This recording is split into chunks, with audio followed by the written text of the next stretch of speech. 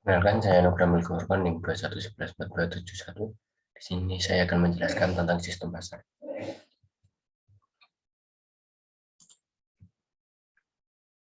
Sistem pasar adalah ekonomi di mana semua pilihan ekonomi dasar dibuat melalui pasar.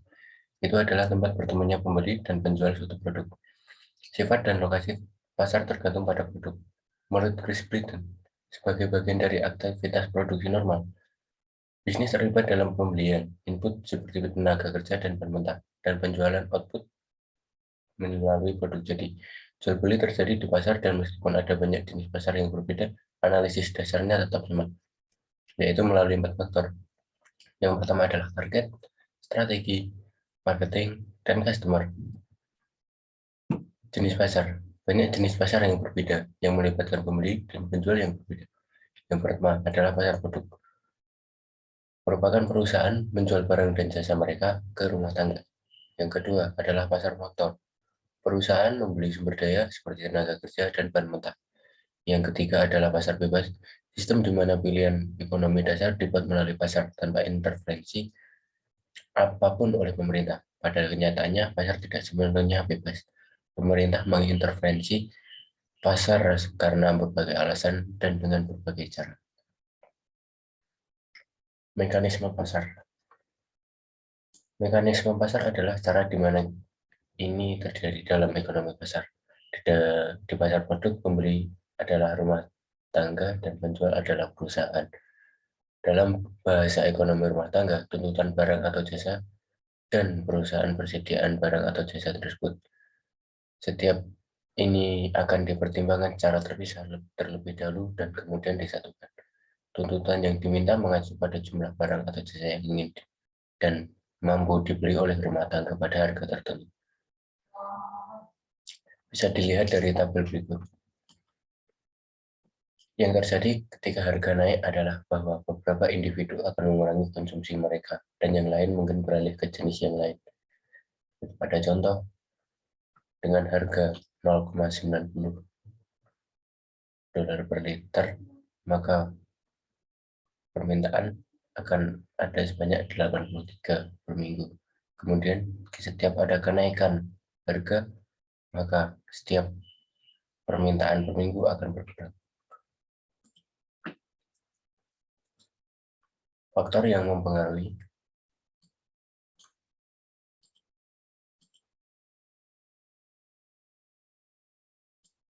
Faktor yang mempengaruhi permintaan akan barang atau jasa. Yang pertama, harga barang. Yang kedua, harga barang lain. Yang ketiga, pendapatan sekali pakai. Dan yang terakhir adalah selera.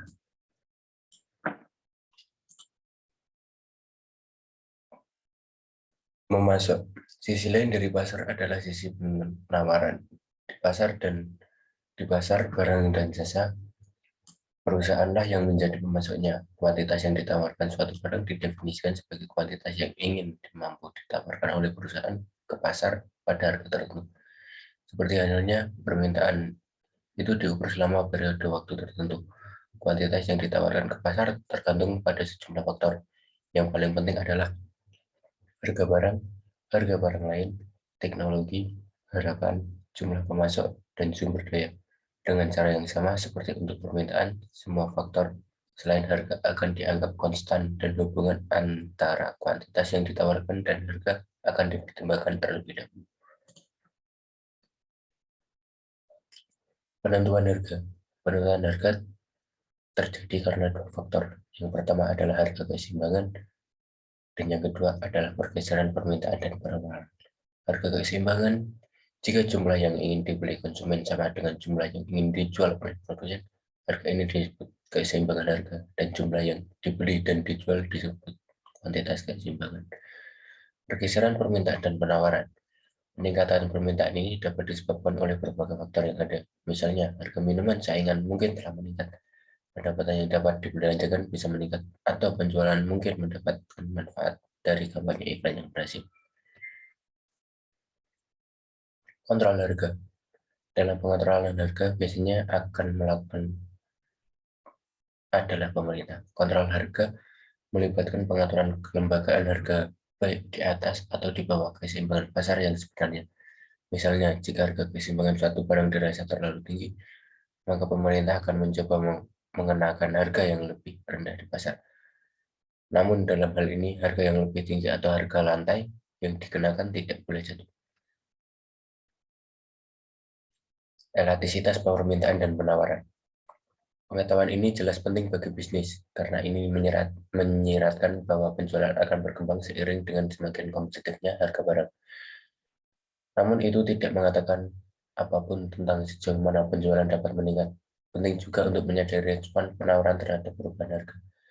Suatu barang yang merupakan kebutuhan akan memiliki nilai elastisitas rendah, karena kenaikan harga tidak akan berdampak besar pada jumlah yang dikonsumsi.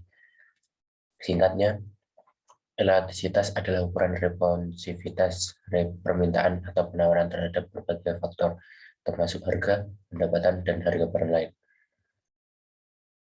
Pentingnya pasar bagi bisnis. Semua perusahaan beroperasi di pasar, baik lokal, nasional, maupun internasional. Meskipun perusahaan mungkin dapat mempengaruhi kondisi pasar yang dihadapinya, mungkin membutuhkan pengetahuan tentang pasar mereka sendiri dan sebagaimana pasar cocok bersama dalam ekonomi pasar. Perusahaan sering memiliki berbagai produk, dan mereka perlu menyadari kondisi yang berbeda di masing-masing pasar mereka. Dalam pasar bisnis, para pengusaha membutuhkan pengetahuan tentang bentuk dan posisi kurva permintaan yang mereka hadapi, termasuk pengetahuan tentang aspek-aspek berikut. Yang pertama, sifat baik yang mereka hasilkan. Yang kedua, cara di mana itu dilihat oleh konsumen. Yang ketiga, faktor-faktor yang mempengaruhi permintaan barang mereka.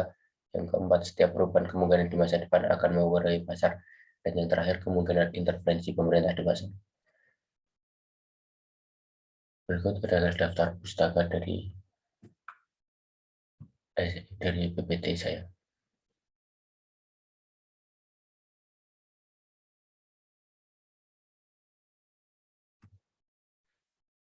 Sekian yang dapat saya sampaikan. Jika ada kesalahan saya mohon maaf. Wassalamualaikum warahmatullahi wabarakatuh.